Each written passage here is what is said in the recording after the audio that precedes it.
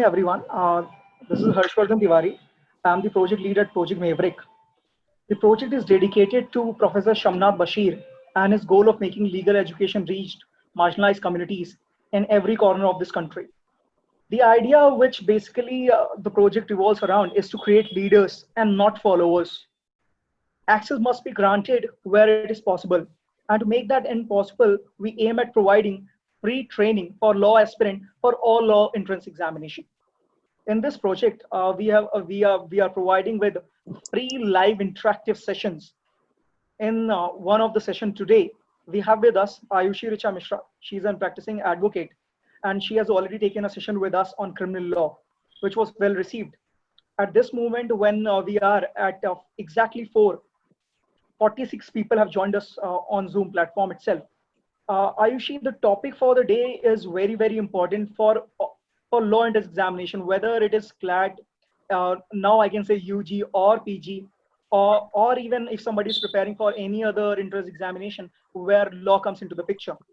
The topic which has been taken is offense against property under Indian Penal Code, and you will be taking us through certain important topics of that. My only request will be to keep it to more of an incline to the UG preparation, wherein I can actually state the important topics being theft, robbery, extortion, and dacoity. Over the years, from the last 20 years, since the law, more than around 20 years, law entrance examination, I've seen that these are the topics from which questions have come into the picture. Whether we can see them in NALSA paper of 2005 with respect to theft, or in SIU 2000 paper, or further on. I will be taking it across whenever you will be telling us about a particular concept. I will come in and connect it with the law entrance examination, CLAT UG. So herein I request you to kindly proceed with today's webinar, and it's 50 plus audience right now. Ayushi, over to you. Okay. Hello, viewers. I hope you all are doing well, and thank you for introducing me, Harsh. Okay, so let us go through our topic, and we'll first of all have a cursory glance to it. So basically, the topic that we are going to cover today is offences against the property as enshrined under Indian Penal Code of 1860. So before that, let us first go through the concept of what is Indian Penal Code. Basically, Indian Penal Code is a substantive law. Then we have procedural law, wherein we have CPC, CRPC, right? They deal with procedure.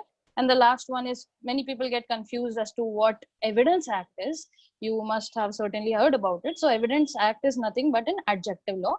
So we are today dealing with this substantive law, which is Indian Penal Code, which will provide as rights and obligations, what to do, what not to do, right? Because it will provide us the substance.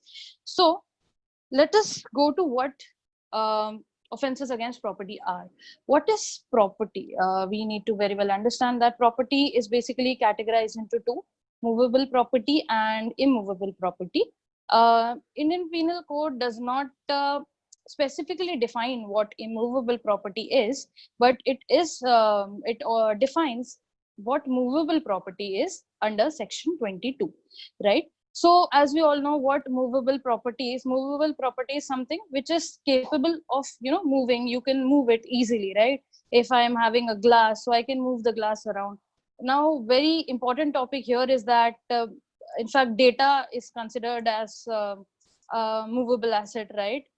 Again, it goes into classification of tangible, intangible. I won't get into it, right? So basic things are there, and I have been already told as to where we should be inclined to and what to do.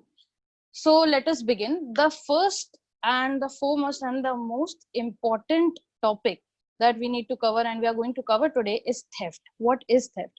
So first of all, offences against property is given in chapter 17 from sections 378 to 460, right? And herein there is a huge category of what offences against property are. And I have also seen the trends, and even Harsh has told me that we have seen that questions relating to theft, criminal trespass, mischief, they all are very common here. So theft, first of all, what is theft? What is your understanding of that? And theft is something we have actually heard about and understood since we were child, right? We were, say, if your mom gets you something, if she's getting you some gift, or it is something about sibling rivalry, you both have two chocolates each, you have eaten your share of chocolates, now you want the other one's chocolates too, right? You go and take that person's chocolate away. Now here obviously we are not talking about any malified intention, because obviously when we are studying about offenses, one thing that plays a very important role here is guilty mind, right? Mens rea and actus rea, right? So what is mens rea and actus reus? We've already discussed that in our previous lecture. So mens rea, we'll be only talking about mens rea with regards to offenses against the property, guilty mind, right? So whenever any person, we are going to break down the section here, and I will not go into the niceties of the sections directly. I will just pick out what important ingredients are. So first is, whenever any person tries to take away, right, someone else's property out of their possession with an ill intention and without their consent, right, this is what theft is. Okay, for an example, I am having a nice pen, right, and there must be some of my friend who would be like in my classroom, okay, I like their pen, I like his pen, I like her pen, and I'll be going out for lunch, I keep my pen in my bag, and someone just comes during the lunch time and takes away my property. Now am I present at that time when the theft is being taking place? No, I am not. Okay, I am away from it. Did I give a consent, or did I allow anyone to come and touch my bag, open the bag up and take the pen away? No, I did not. Now, is this property being taken away from my possession? Yes, it is being taken away from my possession. Now, one thing we need to understand again, very importantly, is that here ownership and possession don't actually play much role. Here we are, I'm sorry, here ownership doesn't play a bigger role, but possession does, right? Because I might have given my clothes to the, Mistri wala bhaiya or the iron man, right? So he takes, I give him my clothes and I'll tell him that, okay, inko iron karke give it to me back, right? And now after 5 days I'm supposed to go and pick my clothes up, and same day some other person comes and take this away, that okay, I'll take that away. Or even if the mistri bhaiya doesn't know, right, कि someone is taking it away, again it is being taken from that person's possession. Clothes are mine, now my clothes are in whose possession? They are in the possession of that istri wala bhaiya, right? And from his possession, if someone takes away that property, it would again be theft, right?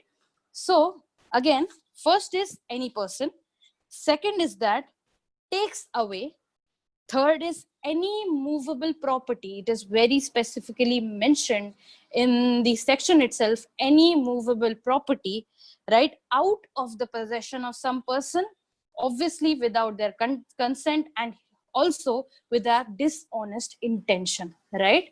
I'll give you a very simple example. For example, wherever I live, there are a lot of trees planted over there. There are a lot of mango trees or whatever.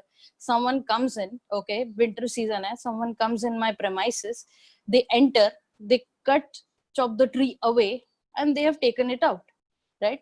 Now, would theft apply to it or not?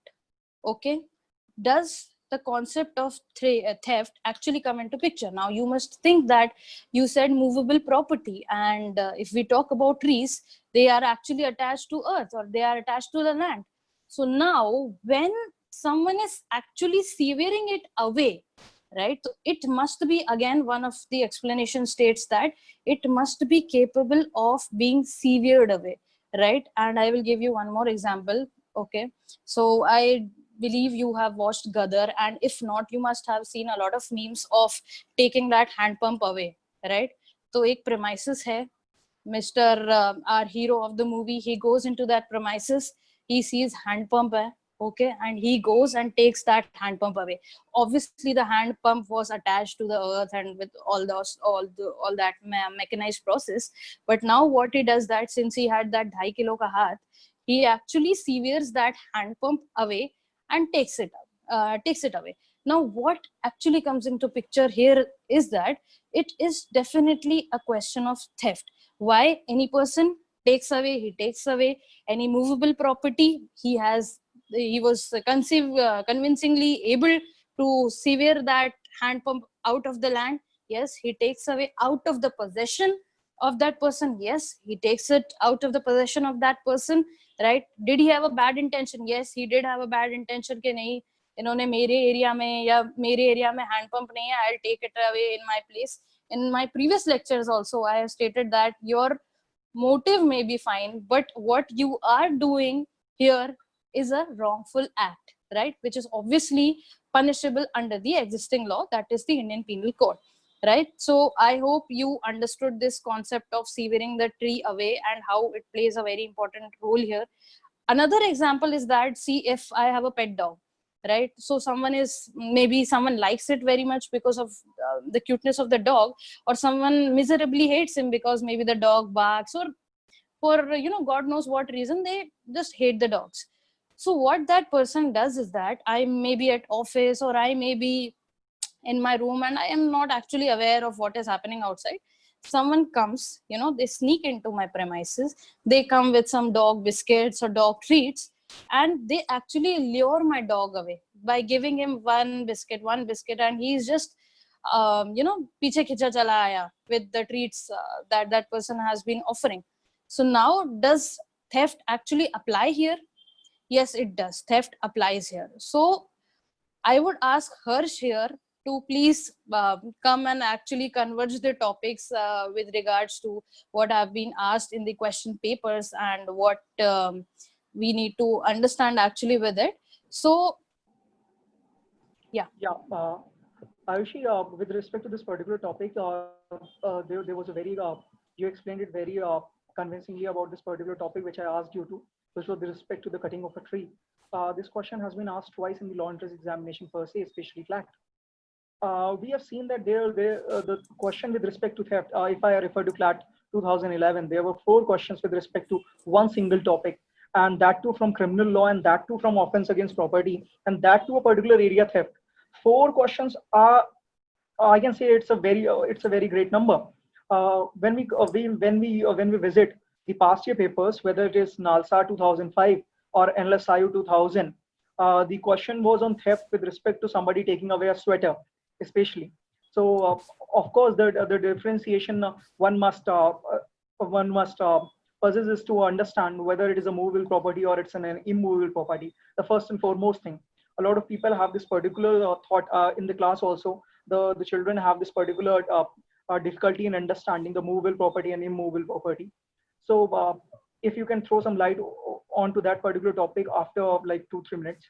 Also with this particular topic, when I say there were questions on this the tree part, which she has already answered. Apart from that, there were questions with respect to somebody going on a journey and entrusting their plate or some other thing to the possession of a particular person, the keeper of a warehouse rather, till that particular person returns. But then that particular person carries that particular plate and gives it to goldsmith and sells it. So there was a question on this particular concept as well in the CLAT 2014. CLAT 2015 again came up with the tree cutting proposition question. The question was on Ramu and Rinku. You all can go through that particular part. Apart from that, another one, then this particular question is especially quite interesting, and it's important. That is, during his visit to the house of C, A asked B, the son of C, to accompany A to the forest. Neither A nor B informed C in this regard. B accompanied A to the forest. Now the question is, क्या यहाँ पे theft हुआ है? And what the proposition comes into the picture is that which I actually also used to tell in class is, do you consider a particular human being, a person, to be a movable property? Do you say to his father कि अगर आपने ऐसा नहीं किया मैं आपका मतलब बच्चा चुरा लेना in that sense कि नहीं आपका बच्चा चोरी हो जाएगा? You are asking somebody, नहीं मैं आपका बच्चा लेना चाहूंगा, it's just a property, movable property. So in that proposition, this came in CLAT 2016, another very important question to that event. And then there were questions with respect to the taking. You told us about keeping the book and somebody taking the book. Same goes around with the watch concept, and that is from NLSIU 2005, if we look into the picture. So apart from that, a lot of questions have come from this particular topic. I will not take much time from AI 2010 to others, Symbiosis as well. Over to you, if we can continue with the topic. Okay, so I would just like to add something on to an example. Harsh just stated that if someone is going on a journey and that person entrusts his plate or whatever valuable whatsoever to some other person, and he takes it away and he runs with it or whatsoever. So here theft actually wouldn't apply, but criminal breach of trust would apply. And if I get some time here, so I would definitely like to throw some light on these basic topics also, so that it would clear your confusion, not only for the law exam entrance perspective, but also for the futuristic view, if at all you need some clarity for your law schools also, right? So coming to the topic of theft, I would just like to read out some of the important what I would say illustrations that are actually, I came to know about it quite later, that in the illustrations of the sections itself are somehow retaliated in the exams, and they are posed as questions. So first one I would like to read is: A finds a ring lying on the high road, not in the possession of any person. A, by taking it, commits no theft, though he may commit criminal misappropriation of property. Again, these are some different topics that I will cover up. I would like to move to the important point what Harsh actually asked me to cover. That is, what is movable property and what is immovable property. Okay, property actually is something, we all know. We can talk about a property in the form of a building, in the form of a plot, in the form of a vessel, right, in the form of a tent or anything like that. Okay, so this, now we will cover the two important parts, is movable and immovable.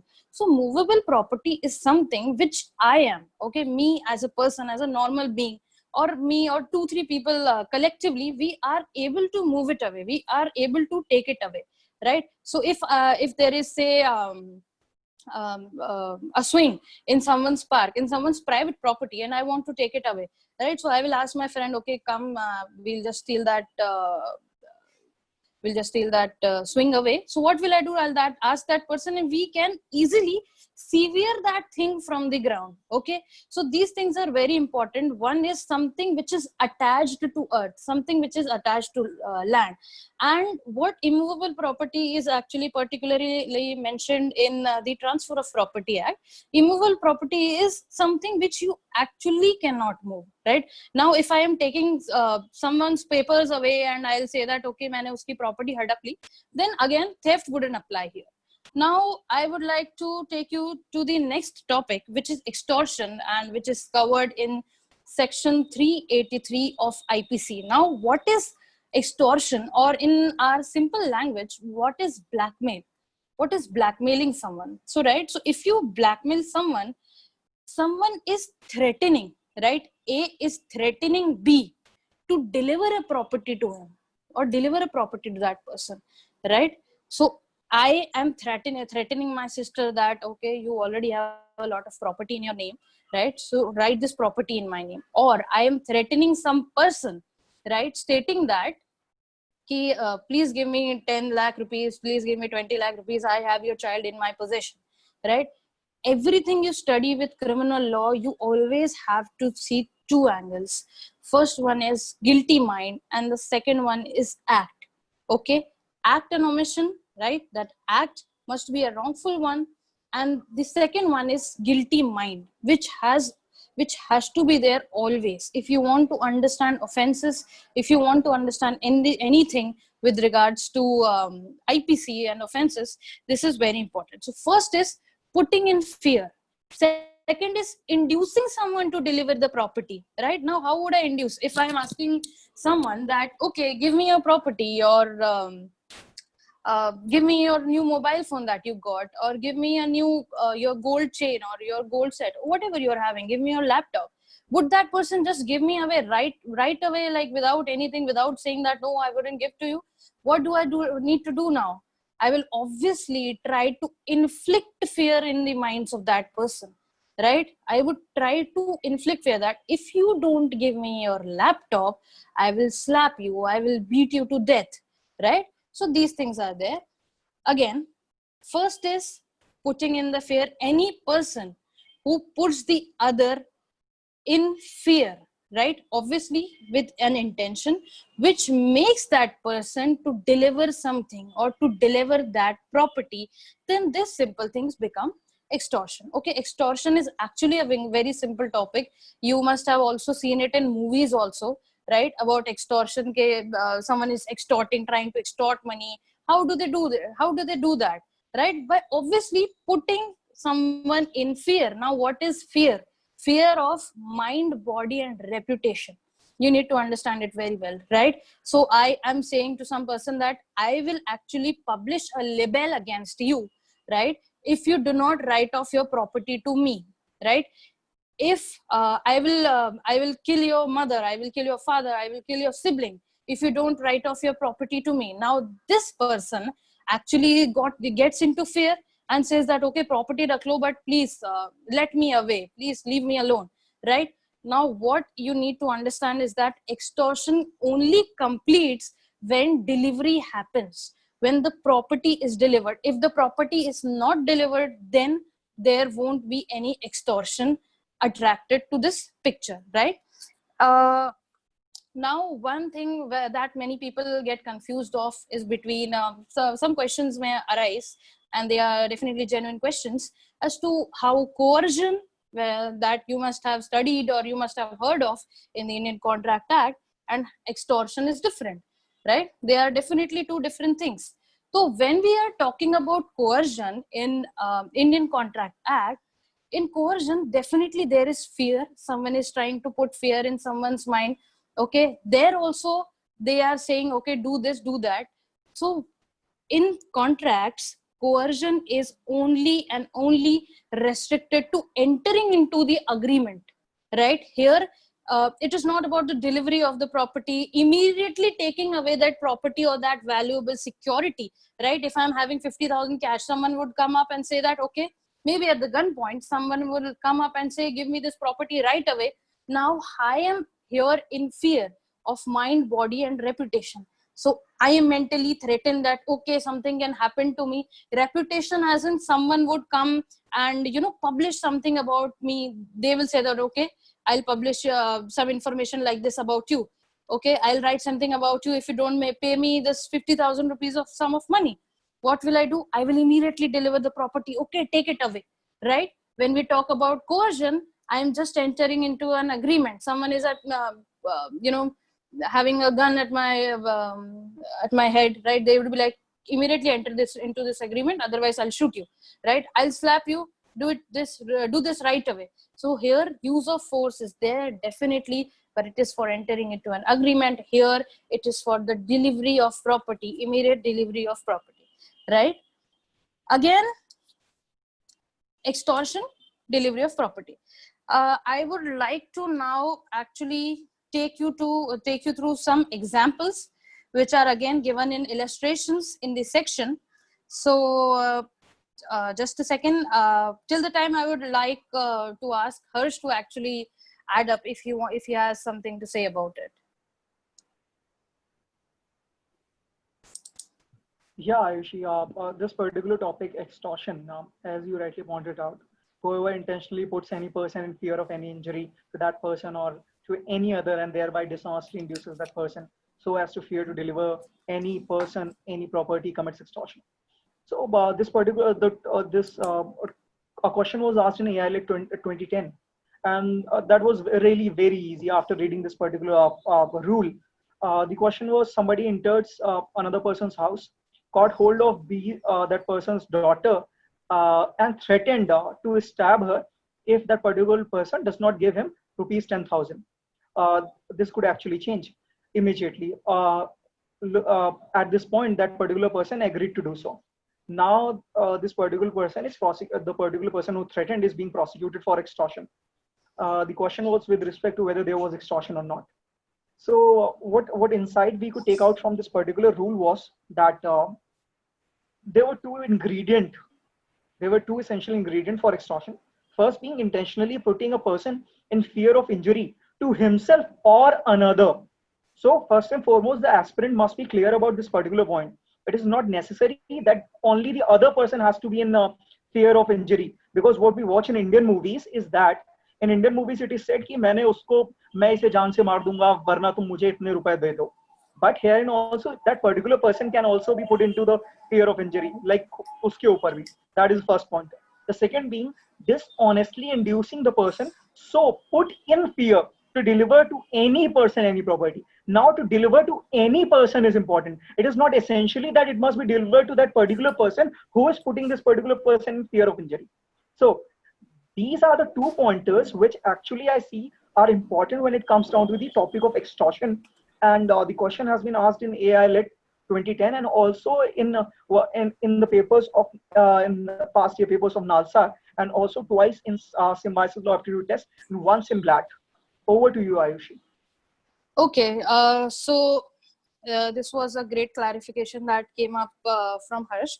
First is intentionally putting that person is fear, putting in fear of injury to himself or another to deliver something, right? Deliver a property or valuable security. Property, we know, something, a movable property, right?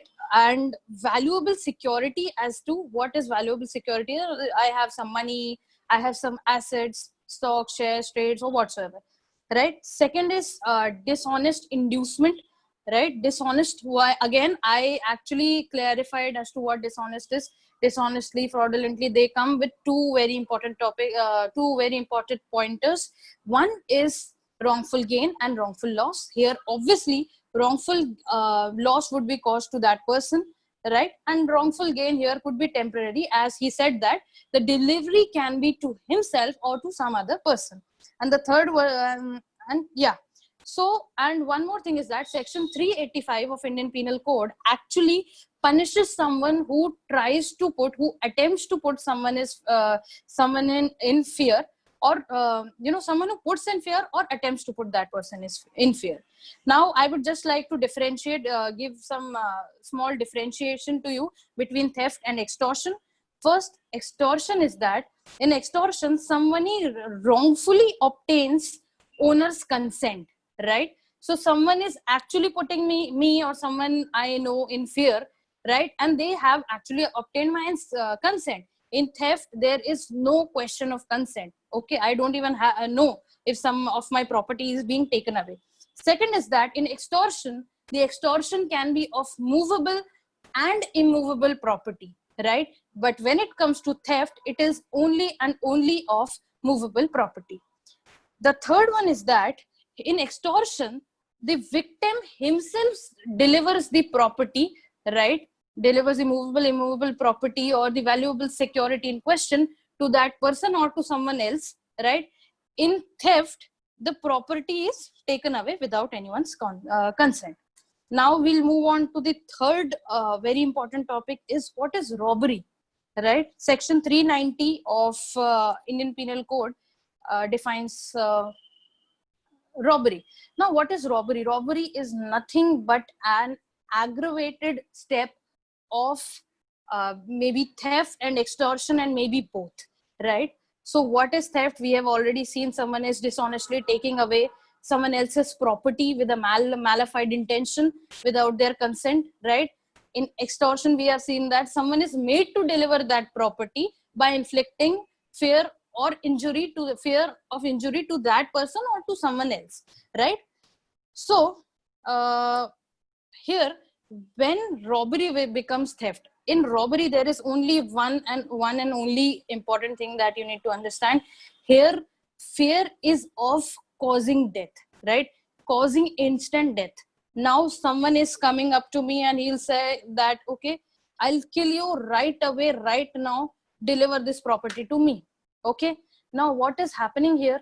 Here it becomes robbery by extortion. Why? Someone has actually tried to put me at the gunpoint, or someone is trying to fear me, someone is actually holding a sword in their hand, someone is holding a, they are making me sit on the maybe heap of explosives or whatsoever.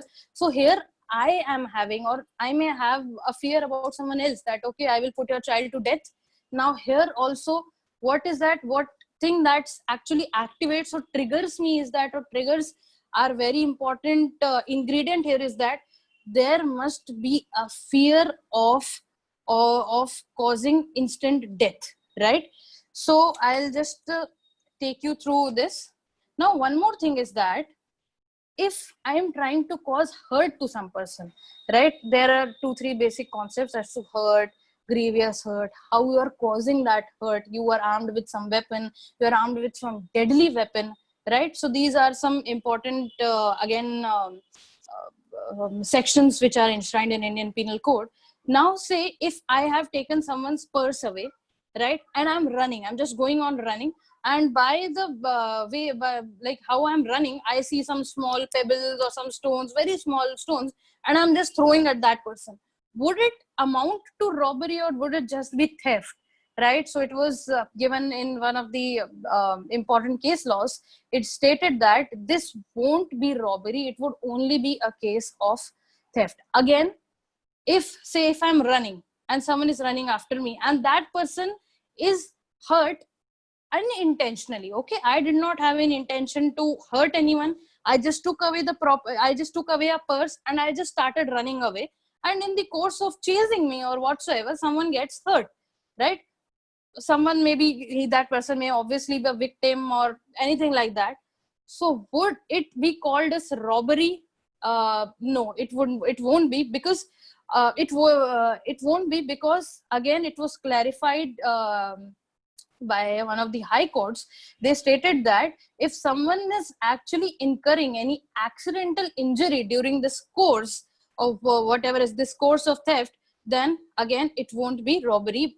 Any harm must have been caused by me to other person, to the victim, that must be voluntary and intentional, that I actually intentionally take out my gun and shoot at that person, even though it may be at his hand or at his leg or whatsoever, right? So harm that has been caused by me has to be voluntary, has to be intentional. Okay, कैसे बोलते हैं, and they say that कि okay हमारे घर में चोरी हो गई, okay, someone has robbed us, हमारे साथ robbery हो गई. Now what is happening, रात में आप, you are going on the roads, someone comes and stops you, right, and they said okay रुक जाओ, where are you going, what are you doing, whatever you have, give it up to me. And you'll say okay, no, please keep calm, I cannot give it to you, I won't give it to you, this is my only money whatsoever. Now that person takes out a knife. Now what is happening to you?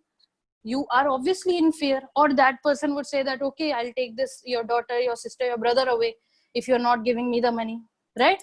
So here fear is there to you, right?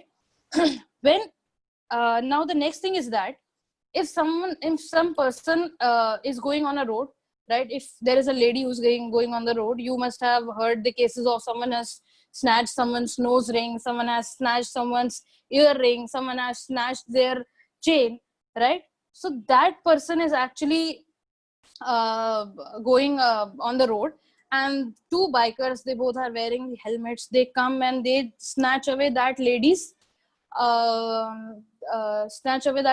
earrings or nose ring. Now what would actually happen here? Here the lady is wounded, right? Definitely blood is flowing. Then what would happen? Would it be just be normal theft, or would it be robbery? So definitely it would be robbery. Now the next important question here is that just a second. Yes.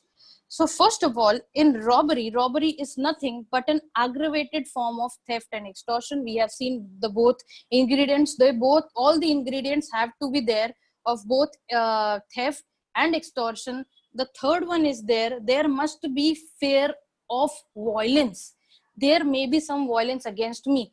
Please keep it in mind. Other than anything, any word or whatever you see, only thing that needs to be kept in mind is that here there is fear of violence.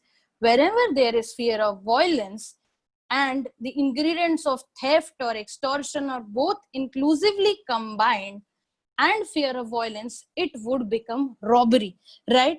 The fear here would be of causing death, hurt, or grievous hurt, right? Death means someone is dying, hurt means, okay, I'm injured, I got hurt, but I'm fine. And grievous hurt is something that, okay, that is very dangerous. I'm carrying a bat and someone hits me bat 3 times and I'm hurt. So that would actually be grievous hurt, right?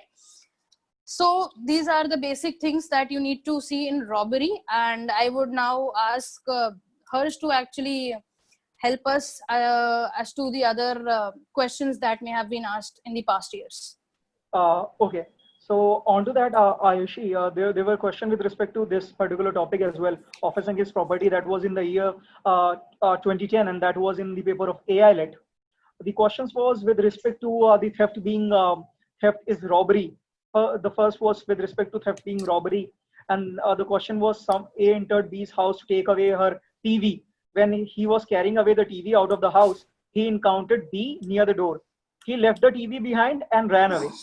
The question was was it a theft, was it a robbery, was both theft and robbery, theft nor robbery? So this was the first question. The answer is yes. The answer, there was no fear of injury, that you already told us. So the answer was it was a theft. Then there were another question.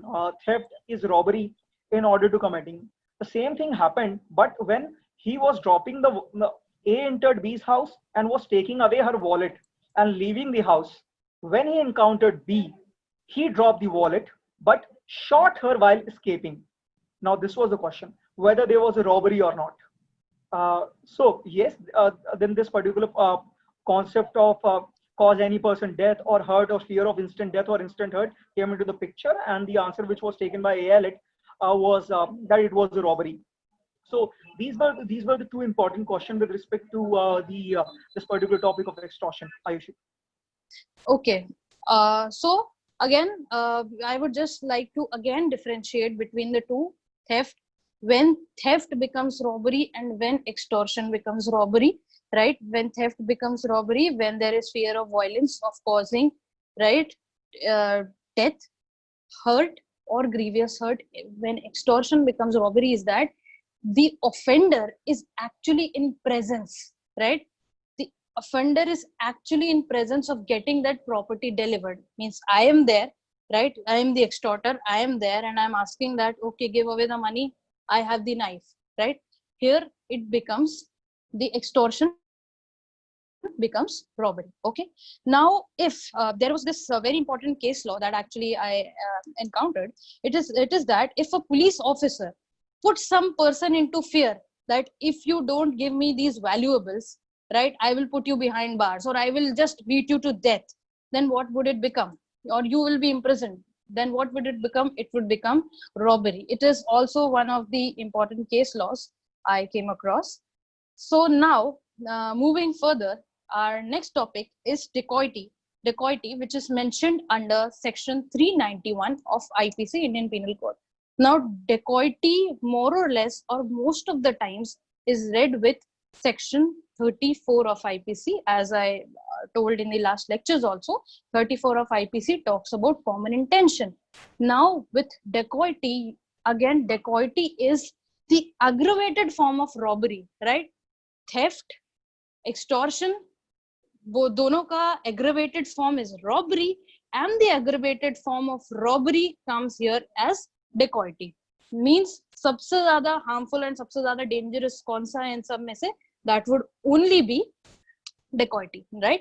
So what happens in dacoity is that everything we have talked about, we have discussed about happens, but there is an involvement of 5 or more persons, right? So if 5 or more persons are involved, they conjointly, right, togetherly, conjointly commit or attempt to commit robbery, then this becomes dacoity, right?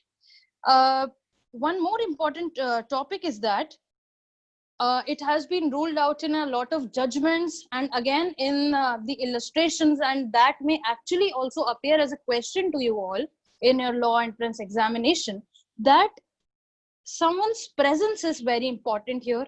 Someone who is aiding in this commission is very important here.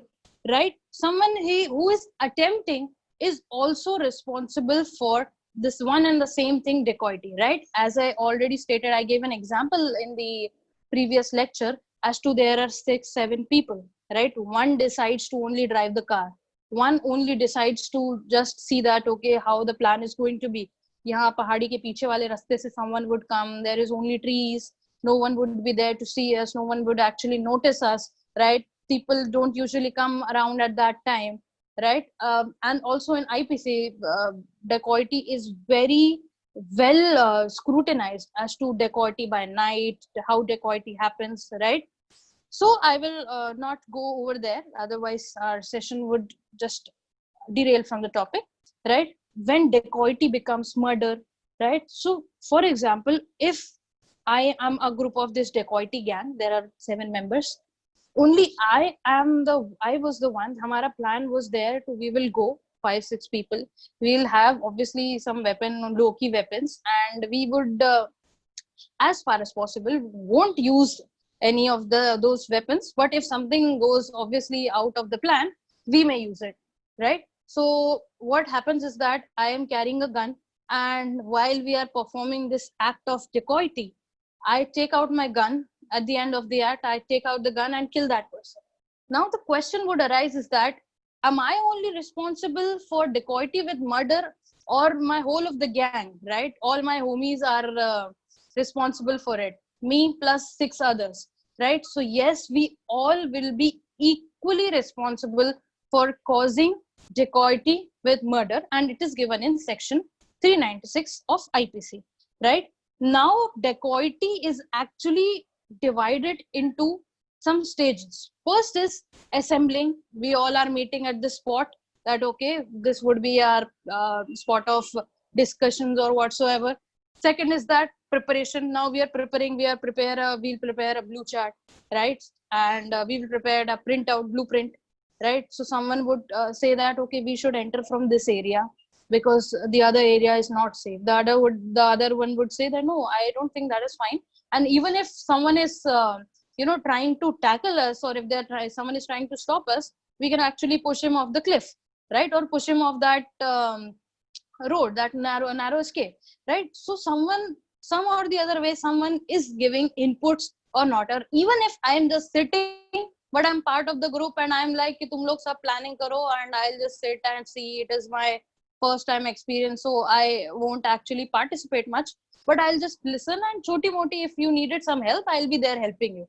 So this all becomes the part of preparation, right? Someone would get guns, someone would get maybe bora or clothes, something to wrap that person around, to beat that person or whatsoever. Someone would get huge or big bags as to okay, we'll keep this thing again, right? And next one is actual commission. And it is very pertinent to note that if when you go to the law school, you will understand that when it comes to dacoity, each and every step that I mentioned above is punishable, right? And I'll just bring this thing to your knowledge that this was this case law. It was stated that I'll just refer a movie for that. I'm sure you must have seen that movie Ferreira Ferry, and this thing that actually comes around a lot is that चोर के घर में चोरी किया, then उनके घर से someone steals the guns and the other stuff away, right? So चोर के घर से चोरी, from wherever you do चोरी, चोरी is चोरी, right? Theft is going to be theft everywhere. Okay, next is that again the other question comes here is that offender, some offender who is armed with deadly weapon, someone may not be armed with deadly weapon. Some offender is armed with deadly weapon, but they don't even use it. Okay, it is just lying there in the boot space of their car. They just go and perform dacoity, but they somehow get caught, or later on they get caught. Okay, these persons were there who committed this act of dacoity. So this thing comes into picture. Now I would just like to take you through it very quickly. Theft, first thing. Second is extortion.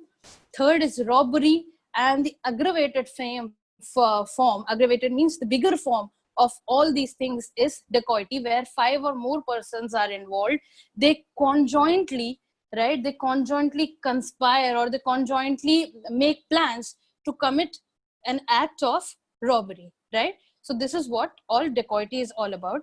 Now, if time permits, I can actually take you through the topics of criminal breach of trust, misappropriation, but let's ask Harsh first. Uh, okay, Aishi. Yeah, the time permits us to go through this criminal breach of trust and criminal misappropriation too. There was this particular question with respect to dacoity in the year was asked by NLSIU Bangalore in 2006, and it is very important to understand when five or more person jointly commit robbery. So this number game is important. Like the question was with respect to six person agreed to commit robbery in a particular house, but only four turned up. So whether it will be called as a dacoity, the answer is, Ayushi, the answer is no. Definitely no. Yeah, so that was actually everybody was answering in their own mind. So Yeah. the answer is no. So Yeah. there must be five or more person. Okay, so that is very very important. That is very very important, and this must be understood very clearly that you need to have this kind of a person, like five or more person are to be there. Then only it will be called as a dacoity. Now on this particular proposition, yes, there are other offenses which are considered as offenses against property, and they are important too. So Ayushi, if you can please take us through, you were stating criminal breach of trust, and you were also stating something about if you can take us through criminal misappropriation. Over to you, Yes. Ayushi. Okay. And sorry for this glitch. My phone fell off actually. And yeah. So first of all, we'll talk about what criminal misappropriation is and what criminal breach of trust is. These two are also very important topics when you talk about offenses against property, right? So section 405 talks about criminal misappropriation, and 405 talks about criminal breach of trust. Right now, what is misappropriation? And a lot of times people get confused between the concept of criminal misappropriation and criminal breach of trust, right? So in criminal misappropriation is also known as dishonest misappropriation. And when the word dishonest itself comes into picture, right, then we know that there are three things that are going to come into picture. Is that someone is going to have a wrongful gain, someone is going to have a wrongful loss, right? And again, so misappropriation or conversion happens, means someone misappropriates the property or some stuff, or someone converts the stuff, right? Second is that they have it for their own use, right? So these things are very important. Please keep it in mind. I am telling you the ingredients in a very in very short. First is that there has to be misappropriation on conversion of the property. Second is that misappropriation or conversion has to be there for his own use. And the third is that there has to be any movable property, right? So an example of that, an example of it is that uh, first of all, if I am in possession of something, right, and if me and my friend, we decide that we will buy this property together, and we'll maybe run a gym over there, or maybe we'll run coaching classes over there.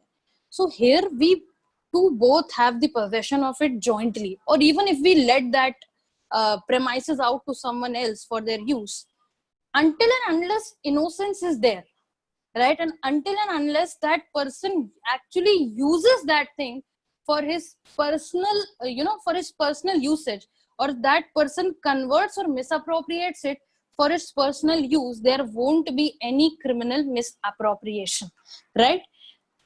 Again, if me and Harsh, we invest in a property that we'll say that, okay, we'll run a coaching center, right? Or we'll run a gym, right? Initially, we both had clean intentions. Later on, I see that, okay, we are having quite a good business. And I think I can actually take out some money from it. Maybe Harsh will come to know, and maybe Harsh will not come to know. So the initiation of this act was innocence, but later on my mind changed, right? Later on I decided to, okay, maybe I'll embezzle funds. Okay, Harsh may come to know or Harsh may not. Here both of our things are at stake, but I am someone who is holding a guilty mind, who's holding a dishonest intention against Harsh. and I actually take out benefits, reap out benefits out of that property or the possession that thing that is in his possession. Here, something which is very important is that uh, the most important element of criminal misappropriation is dishonesty, as I've already stated, and it must be for its personal use. Now, this very important question is that if Harsh and I are partners of this firm, right, and I'm using some money for my personal use, right, I'm paying my property rent, or I'm paying my personal rent, I'm doing my recharge out of whatever the property of that partnership is, then this won't actually become a criminal action. That would just be, I would just be liable to pay damages civilly. Otherwise, no criminal thing is involved. Next thing is that what misappropriation is. Say if some person is who's living alone, who's maybe aged, and his children are not in contact or in touch with him, and he just lives with his servant. Now, what happens is that one fine day, this owner dies a very natural death, right? As stated, he was at his old age, so he dies a very natural death. Now, what this servant does is that he takes away all the furniture and all the money, right? Now, when he takes away all these furniture and the money, what he is doing what is he doing here? He has converted the property for his own use, right? He has misappropriated the property. He is taking it for his personal use, and money and furniture, as we know, is definitely a movable object, right? Is a movable property. So you can, I hope, understand by this very important question. Now, the other important question is that if some person, if a person is finds a purse on the road, okay, and he is immediately arrested, okay, he is immediately arrested. If someone finds a purse on the road, he is immediately arrested. He takes out the purse, puts in his pocket, and the police wala guy sees it. Oh, okay, you are taking that property away, and he takes it. He is arrested. Now, would criminal misappropriation apply here? No, it won't apply here, because he never actually used the property. He never actually used that property he took away, right? So this won't be criminal misappropriation, but it would be theft, right? The next important topic is section 405, which is criminal breach of trust. Now, what is breach of trust? If someone is entrusting something to me, if someone is entrusting a property to me, their property to me, now it is my duty to take care of it, right? Now, when we talk about criminal breach of trust, not always the concept of finders keeper apply here. If yes, if you actually look out for that person for a reasonable amount of time, that okay, I waited for 2 years for someone to come and take this diamond necklace away that I found on the road, right? And someone doesn't make no efforts here. What would happen here is that then I can actually keep that property as my own. But without making no attempts and without waiting for a reasonable time, if I take away that property and put it to my personal use or start using it, then it would become criminal breach of trust. Now, the example that Harsh gave in the beginning of the lecture was, if someone is entrusting their bike, their scooter, their jewelry, or even maybe their house, stating that okay, please take care of this house, I'll be back after 2 months, and then I'll take care of it.